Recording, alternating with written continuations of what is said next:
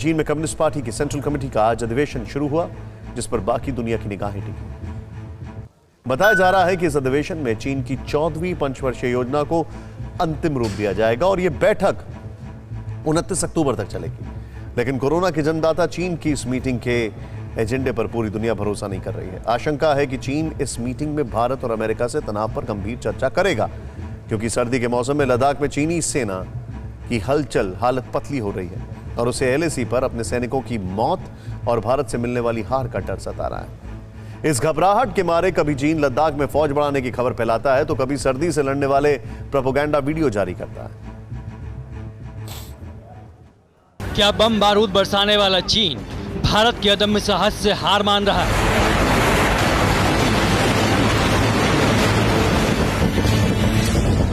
क्या मिसाइलों से खेलने वाला ड्रैगन हिंद के हिमवीरों के सामने सरेंडर कर रहा है?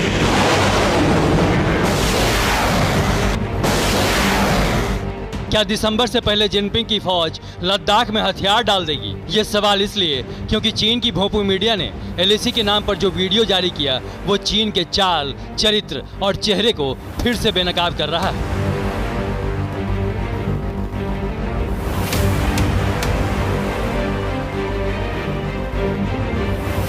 देखिए, पहाड़ों पर चढ़ते ये चीन के सैनिक हैं जो सर्दियों के गियर में तो दिखे लेकिन उनके हाथों में हथियार नहीं है। ऐसे में सवाल खड़ा हो रहा है कि जब LAC पर भारत से टकराव चरम पर है तो चीनी सैनिक बिना हथियारों के कौन सा शांति का पाठ पढ़ने चले हैं?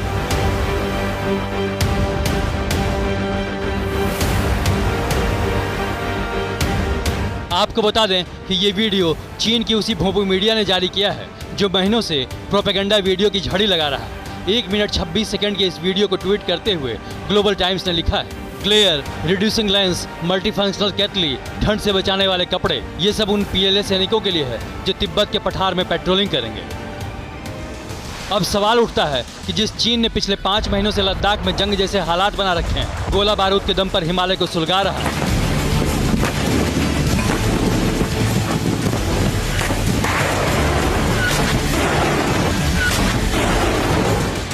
वही चीन निहत्थे सैनिकों की वीडियो दिखाकर किसकी आंखों में धूल झोंकना चाह रहा है। तो आपको बता दें कि पहली बार चीन को भारत से ऐसा पाला पड़ा है कि विस्तारवाद की सोच रखने वाले जिनपिंग का माथा ठनक गया है।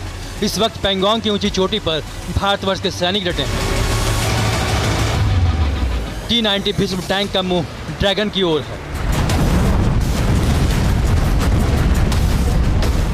और राफेल जैसा वर्ल्ड क्लास लड़ाका हिमालय के आसमान में गश्त लगा रहा है। ऊपर से -10 डिग्री सेल्सियस तापमान, यानी नवंबर से पहले ही लद्दाख का मौसम चीनी सैनिकों की जान ले रहा है।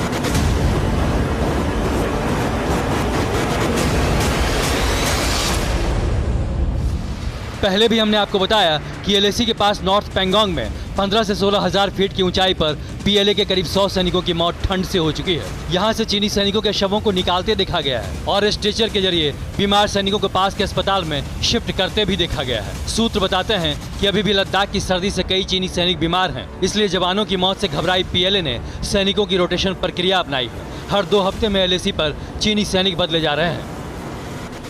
मतलब लद्दाख में लड़ाई का बीज बोकर चीन बुरा फंस चुका है, क्योंकि सितंबर की शुरुआती सर्दी में ही हिमालय के रण में चाइनीज आर्मी हाँफने लगी थी। लद्दाख में तैनाती के नाम पर PLA के जवान रोने गाने लगे हैं।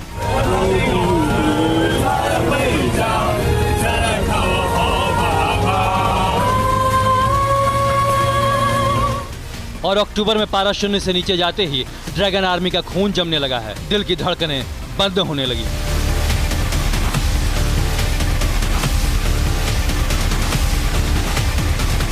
दुनिया में नंबर 2 की हैसियत रखने वाला चीन इस समय बहुत गहरी मुसीबत में है।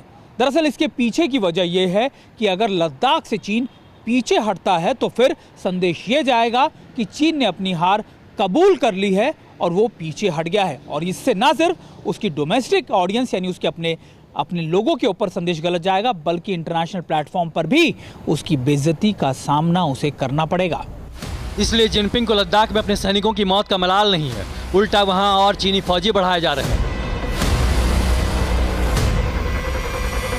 पिछले कुछ दिनों से बीजिंग की प्रोपेगेंडा मीडिया लगातार सर्दियों से जुड़ा वीडियो जारी कर रहा है। पिछले हफ्ते भी हमने जिस दिन आपको लद्दाख में ठंड से चीनी सैनिकों के मौत की खबर दी, उसके ठीक अगले दिन चीन की भोंपू मीडिया ने एक वीडियो डालकर झूठा प्रचार किया और बताने की कोशिश की कि ये जैकेट और स्लीपिंग बैग पीएलए के फ्रंट लाइन सैनिकों के लिए तैयार किए गए हैं, जो -40 डिग्री तापमान में चीनी फौजियों को सर्दी से बचाएगा।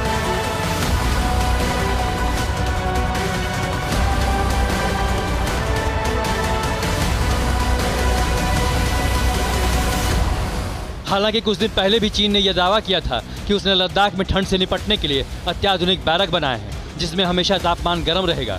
लेकिन अक्टूबर की सर्दी में ही ड्रैगन के तमाम दावों ने दम तोड़ दिया है और अब खाली हाथ सैनिकों की तस्वीर जारी कर चीन शायद नवंबर से पहले सरेंडर वाले इरादे को जाहिर कर रहा है।